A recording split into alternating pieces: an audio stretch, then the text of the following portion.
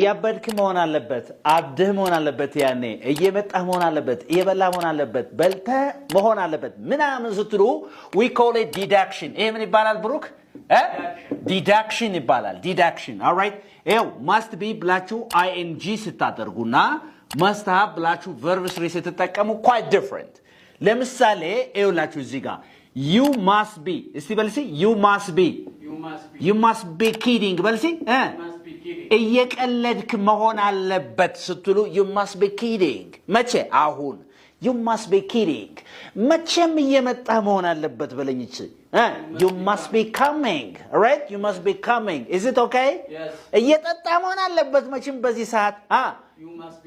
you must be drinking all right deduct ስታረጉ ነው deduction means concluding that something is true ማለት ነው አንድ ነገር እውነት ነው ብሎ መገመት that's what you call it deduction ማለት ነው all right okay ድምዳሜ ላይ ስትደርሱ ማለት ነው ሌላው must have plus verb 3 ስትሉ ደግሞ it's past ይሄኛው ምንድነው past ነው ማለት ያለፈ ነገር ነው for example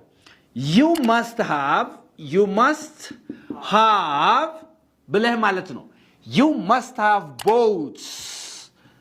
a nice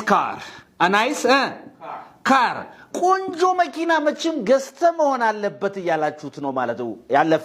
ያለፈው ነገር ስትገምቱ ማለት መቼም ቆንጆ መኪና ገዝተ መሆን አለበት all right እሺ ልጅ ወልደ መሆን አለበት ስትል you must have had a baby say you must you must have had a baby በልሲ መቼም ልጅ ወልደ መሆን አለበት ያላችሁ ስለዚህ ፓስት ነው ማለት ነው must have ብላችሁ verb 3 ተጠቀሙ ይሄኛው ደግሞ መቼም አሁን እንደዚህ ያደረክ ነው ያስተል you must be ብላችሁ አይን ይችላልጋላችሁ this is unique English what you can learn English uniquely anybody who's interested in learning online or face classes give us a call we can teach you English well በደንብ እናስተምራችኋለን በአካል ወይም በኦንላይን መማር ፈልግ ሰው ካለ ይደውልልን በአካል CMC ሚካኤል እንገኛለን ከዚህ በተረፈ መጽሐፋችንን ገዝቶ ማንበብ ፈልግ ሰው ካለ ቲክቶክ ባዮ ሊንኩ ተቀምጧል በሱ ገዝታችሁ ማንበብ ትችላላችሁ መልእክታችን ነው ባይ